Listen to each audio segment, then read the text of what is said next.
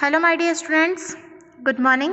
In our last lecture, we have completed our lesson 6, common factors and common multiples. Now in this lecture, we start our next chapter, chapter 13, unitary method. Okay? Unitary method, finding the value of one unit and then using it to find the values of the required number of units is known as unitary method. अगर हम कहीं जाते हैं, कहीं कुछ चीज़ खरीदने के लिए जाते हैं शॉप पर, लाइक हम चॉकलेट खरीदने के लिए जाएंगे तो हम वहाँ पर शॉपकीपर से पूछेंगे कि चॉकलेट कितने रुपए की, एक चॉकलेट कितने रुपए की, वन चॉकलेट कितने रुपीस की है। अगर वो हमें बोलेगा कि वन चॉकलेट 10 रुपीस की है तो जितनी चॉकलेट्स हमें चाहिए हम उनकी प्राइस को आइडेंटिफाई कर सकते हैं। ओके, इस मेथड को हम यूनिटरी मेथड कहते हैं। यूनिटरी मेथड में आप देख सकते हैं वर्ड है यूनिट। यूनिट मतलब होता है वन। अगर हमारे पास ज़्यादा चॉकलेट की प्राइस अगर हमें पता है तो हम सबसे पहले वन चॉकलेट की प्राइस आइडेंटिफाई करेंगे और फिर वन चॉकलेट की प्राइस से हम जितनी चॉकलेट्स की प्राइस निकालना चाहें हम निकाल सकते हैं। Okay, example, when we go to shop to buy some books, जब हम किसी दुकान पर जाते हैं बुक खरीदने के लिए, we ask the shopkeeper for the price of book, तो हम वहाँ पर जाकर दुकानदार से बुक की प्राइस पूछते हैं। Okay, the cost price of one book help us to find the cost of the number of same books we would like to buy. हम वहाँ जाकर एक बुक की प्राइस पूछेंगे कि एक बुक कितने रुपए की है। वो हमें बताएंगे कि एक बुक 20 रुपए की है, तो हमें जितनी बुक्स खरीदनी है हम उन बुक्स की प्राइस को आइडेंटिफाई कर सकते हैं। This method of calculation is called unitary method.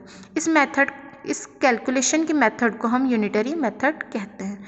जैसे हमको पता है कि एक बुक 20 रुपीज़ की है, हमें 5 बुक्स खरीदनी है, तो हम 20 का मल्टीप्लाई 5 से करेंगे तो हमें पता चल जाएगा कि 5 बुक्स 100 रुपीज़ की है, तो हम आइडेंटिफाई कर सकते हैं।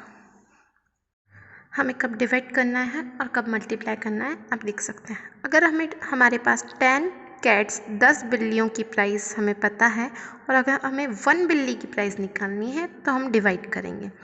अगर हमारे पास 5 ऑरेंजेस हैं, 5 ऑरेंजेस की प्राइस हमें पता है, अगर हमें 1 ऑरेंज की प्राइस निकालनी है तो हम डिवाइड करेंगे। 20 समोसा की प्राइस हमें पता है और अगर हमें 1 समोसे की प्राइस निकालनी है तो हम डिवाइड करेंगे। 52 पेंसिल्स की प्राइस हमें पता है और हमें 1 पेंसिल की प्राइस निकालनी है तो हम डिवाइड करेंगे।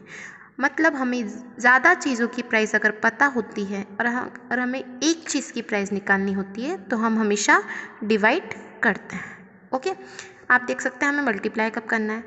1 कैट, एक बिल्ली की प्राइस अगर हमें पता है और हमें 10 बिल्लीज की प्राइस निकालनी है तो हम मल्टीप्लाई करेंगे।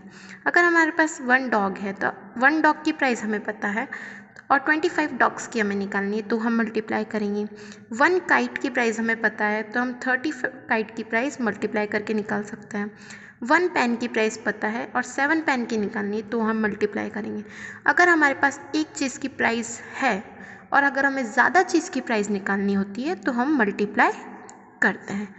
अगर हमारे पास ज़्यादा चीज़ें हैं और अगर हमें एक चीज़ की प्राइस निकालनी है तो हम डिवाइड करेंगे और एक चीज़ की प्राइस अगर हमारे पास है और अगर हमें ज़्यादा चीज़ों की प्राइस निकालनी होती है तो हम मल्टीप्लाई करते हैं। ओके, जैसे हमें 5 डॉग की प्राइस दे रखी है और हमें 15 डॉग्स की प्राइस निकालनी है तो हम क्या करेंगे, 5 डॉग की प्राइस से हम पहले 1 डॉग की प्राइस निकालेंगे, देन 1 डॉग की प्राइस अगर हमारे पास आ गई है तो हम 15 डॉग्स की प्राइस निकाल सकते हैं। तो हमें कुछ भी दिया हुआ हो तो हमें पहले 1 चीज़ कितने रुपए की होगी हमें वो पता करनी है। जैसे 12 चॉकलेट्स की प्राइस हमें दे रखी है तो हम पहले पता करेंगे कि 1 चॉकलेट कितने रुपए की है।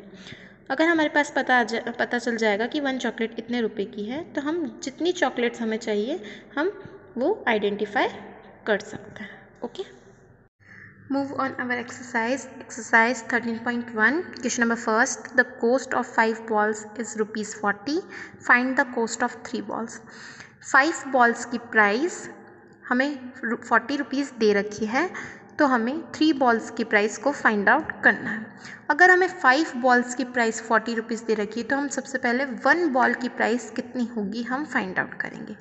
अगर हमेशा हमें ज़्यादा चीज़ की प्राइस दे रखी होती है और हमें 1 आर्टिकल की प्राइस निकालनी रहती है, 1 एक सामग्री की प्राइस निकालनी होती है, तो हम हमेशा डिवाइड करते हैं। लाइक एग्जांपल हमें 5 बॉल्स की प्राइस दे रखी है और हमें 1 बॉल की प्राइस निकालनी है, तो हम हमेशा डिवाइड करेंगे। हमें किसी भी एक चीज़ की प्राइस निकालनी रहती है तब हमेशा हम डिवाइड करते हैं। तो हम 40 को 5 से डिवाइड देंगे। 5 की टेबल में 40 आता है, यस। 5 8 ज़ा 40, okay. The cost of 1 ball is ₹8. The cost of 1 ball is ₹8. अब हमें 3 बॉल्स की प्राइस निकालनी। अगर हमें एक चीज़ की प्राइस पता होगी तो हमें जितनी चीज़ की प्राइस दे रखी है हम उसमें मल्टीप्लाई कर देंगे, ओके। अगर हमें 1 बॉल की प्राइस पता है तो अगर हमें 10 बॉल्स की प्राइस निकालनी है तो हम 8 का मल्टीप्लाई 10 से कर देंगे। अगर हमें 1 बॉल की प्राइस दे रखी है और हमें 50 बॉल की प्राइस निकालनी है तो हम 8 का मल्टीप्लाई 50 से कर देंगे। अभी हमें 3 बॉल्स की प्राइस निकालनी है तो हम 8 का मल्टीप्लाई 3 से कर देंगे, okay. The cost of 3 balls 8 × 3 = 24 rupees 24। 3 balls की प्राइस कितनी आई है हमारे पास? 24 rupees, okay. Second, Mukesh can walk 36 kilometre in 12 hour. How far can he walk in 6 hour? Mukesh 36 kilometre चलता है कितने आवर में? 12 आवर्स में, 12 घंटों में 36 किलोमीटर चलता है, तो वो 6 आवर में कितने किलोमीटर चलेगा? अगर हमें पता है कि वो 12 आवर में 36 किलोमीटर चलता है, तो हम 1 आवर में वो कितना चलता है हम फाइंड आउट करेंगे। अगर हमें 12 आवर्स का दे रखा है और 1 आवर का निकालना है, हमेशा हमें 1 आवर 1 थिंग का निकालना होता है, तो हम क्या करते हैं? डिवाइड करते हैं। तो हम 12 को 36 से डिवाइड कर देंगे। अब आपको पता है 12 की टेबल आपको बोलनी है। 12 1 ज़ा 12, 12 2 ज़ा 24, 12 3 ज़ा 36। 36 12 की टेबल में आता है। 12 3 ज़ा 36, ओके। तो मुकेश 1 आवर में कितना चलता है? 3 kilometre. Mukesh can walk in 1 hour = 3 kilometre. अगर वो 1 आवर में 3 किलोमीटर चल रहा है तो हम 6 आवर का फाइंड आउट करने के लिए क्या करेंगे? 3 का मल्टीप्लाई 6 से कर देंगे, okay.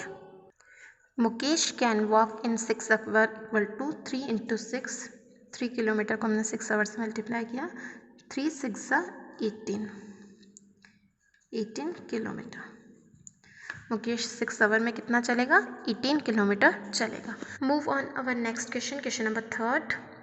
1 dozen oranges cost ₹60। What will be the cost of 7 oranges? अगर 1 डजन ऑरेंज की प्राइस 60 रुपीज़ है तो 7 ऑरेंजेस की प्राइस कितनी होगी? 1 डजन में कितने ऑरेंजेस होते हैं? 12 ऑरेंजेस। अगर 12 ऑरेंजेस होते हैं तो उसे 1 डजन बोला जाता है। 12 बनाना होंगे तो 1 डजन बनाना होंगे। 12 चिप्स होंगी तो 1 डजन चिप्स कहलाएंगी। अगर कोई भी चीज़ 12 होती है तो वो डजन में कहलाती है, ओके। 1 डजन किसके बराबर होता है? 12 के बराबर होता है। 1 डजन ऑरेंज = 12 ऑरेंजेस। तो 12 ऑरेंजेस की प्राइस कितनी है? 60 रुपीज़ है और हमें 7 ऑरेंजेस की निकालनी है। तो हम पहले क्या करेंगे? 12 ऑरेंजेस की ज़्यादा की हमें पता है तो हम 1 ऑरेंज की प्राइस निकालेंगे। कितने ऑरेंज की?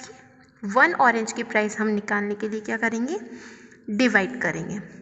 ज़्यादा की प्राइस अगर हमें पता है और अगर हमें 1 चीज़ की प्राइस निकालनी होती है तो हम क्या करते हैं? डिवाइड करते हैं। तो हम 12 को 60 से डिवाइड कर देंगे। अब 12 की टेबल बोलिए। 12 1 ज़ा 12, 12 2 ज़ा 24, 12 3 ज़ा 36, 12 4 ज़ा 48, 12 5 ज़ा 60। 60 12 की टेबल में आता है। 12 5 ज़ा 60। 60 में से 60 पूरा माइनस हो जाएगा तो हमारे पास कुछ भी नहीं बचेगा। हमारा आंसर आया है 5, मतलब 1 ऑरेंज की प्राइस क्या है 5 रुपीज़।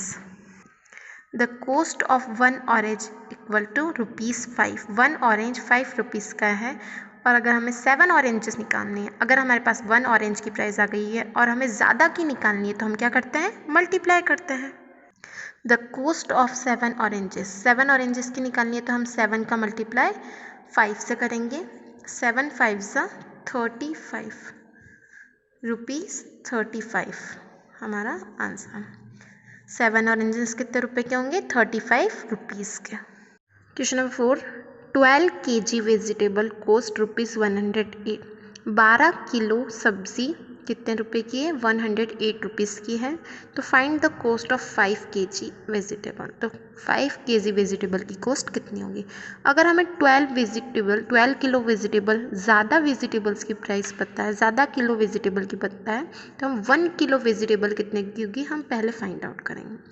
अगर हमें 1 किलो का निकालना है तो हम क्या करते हैं, डिवाइड करते हैं। अगर हमें किसी भी एक चीज़ की प्राइस निकालनी होती है तो हम हमेशा डिवाइड करते हैं। आप बताइए 12 की टेबल में 108 आता है, आप टेबल बोल के देखिए। यस आता है, 12 9 108। ओके, 108 में से 108 पूरा माइनस होगा तो 0। Okay, the cost of 1 kg vegetable, 1 kilo सब्जी की प्राइस कितनी होगी, 9 रुपीज़ 9। अगर हमें 5 किलो की निकालनी है तो हम 5 का मल्टीप्लाई किससे करेंगे, 9 से करेंगे। अगर हमें एक चीज़ की प्राइस पता चल जाती है और अगर हमें ज़्यादा की निकालनी होती है तो हम मल्टीप्लाई करते हैं। 9 5 45। 5 किलो सब्जी कितने रुपए की होगी, 45 रुपीज़ की। Okay, question number 5, rent of a house for a year is ₹6000। एक घर का रेंट, एक घर का किराया 1 साल का 6000 रुपीज़ है। तो find the rent for 4 month. अगर 1 साल का किराया 6000 है तो 4 मंथ का कितना होगा। अगर 1 साल का हमें पता है, 1 साल में कितने मंथ होते हैं, 12 मंथ्स होते हैं। 12 मंथ का किराया 6000 है, तो हम सबसे पहले 1 मंथ का किराया कितना होगा हम वो फाइंड आउट करेंगे। 12 मंथ का 6000 है, तो हम 6000 को 12 से डिवाइड करेंगे और 1 मंथ का कितना किराया है वो हम फाइंड आउट करेंगे। Okay, first digit 6। अब 12 की टेबल में 6 तो आता नहीं है क्योंकि 6 तो छोटा नंबर है, तो टेक स्टार्टिंग 2 डिजिट 60। हम 12 की टेबल बोलेंगे तो 12 5 60। ओके, 6 में से 0 माइनस होगा तो 0, और 6 में से 6 माइनस होगा तो 0। Take next digit 0। अब 12 की टेबल में तो 0 आता नहीं है, और कोई भी नंबर को हम ऊपर से नीचे उतारते हैं और उसका डिवाइड नहीं जाता तो हम क्वेश्चन में क्या लगाते हैं, 0 लगाते हैं। ओके, और टेक नेक्स्ट डिजिट अगेन 0। अब ये 0 भी 12 से डिवाइड नहीं होगा तो हम क्वेश्चन में क्या लगाएंगे, 0 लगाएंगे। तो 1 मंथ का किराया कितना हुआ, 500 rupees. Okay, rent of a house for 1 month equal to ₹500। Okay, अगर हमें 1 मंथ का किराया पता चल गया है तो हम 4 मंथ का निकाल सकते हैं। तो हम 1 मंथ का किराया 500 का मल्टीप्लाई 4 से करेंगे। Rent of a house for 4 month, 4 × 500 equal to ₹2000। 4 month का कितना हुआ है, 2000 रुपीज़। ओके।